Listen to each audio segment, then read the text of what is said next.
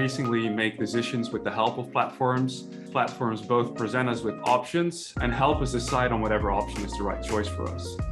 So this renders platforms choice architects. If you think back to the early days of computing, the user interfaces were incredibly complicated and hard to navigate.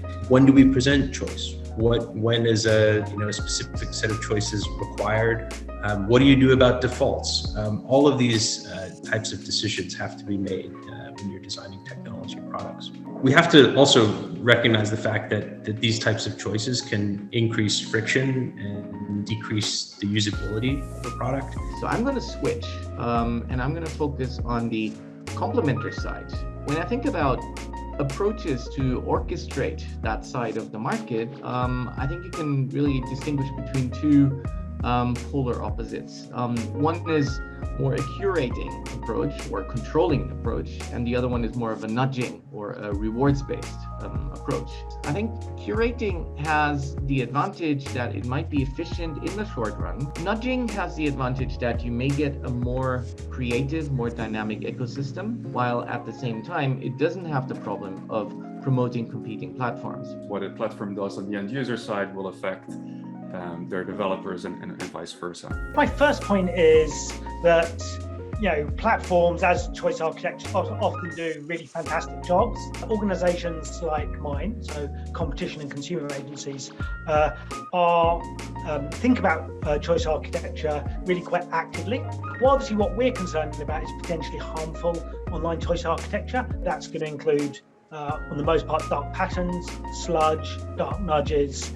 Really good example here would be our hotel bookings work, where we were really concerned about false scarcity claims that were nudging people in particular directions. The second thing that we're going to care about is whether choice architecture can help firms to establish their positions in the market, either gaining market power or maintaining it or squeezing rivals out.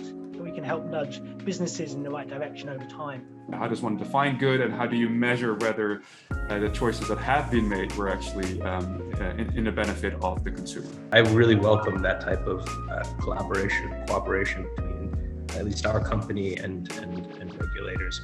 I think it's about presenting smart choices and making sure that consumers are informed of those choices. One thing that's interesting is that for Bing, the #1 search query globally is Google. So I think that gives you some sense that users do have the capability of overriding some of these choices.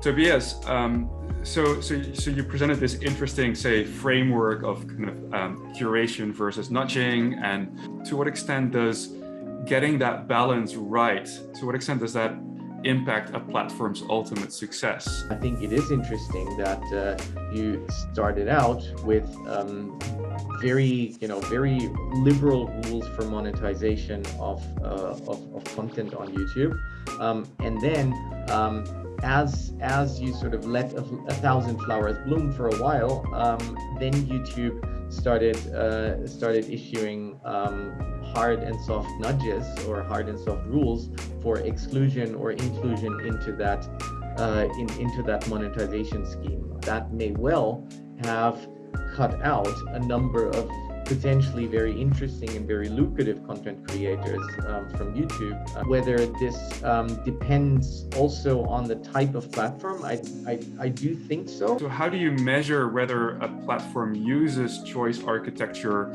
techniques to kind of serve its own objectives, right? And how do you measure the extent to which this is problematic? How do we measure what's good? And I noticed there was a question in the chat as well that really talks about the same kind of thing, which is all about impact on consumer welfare versus profit. Inherently, welfare is a multi-dimensional thing. When we're talking about the fact that choice architecture works, what we're showing is there's stuff that is not inherently rational that influences behavior, right?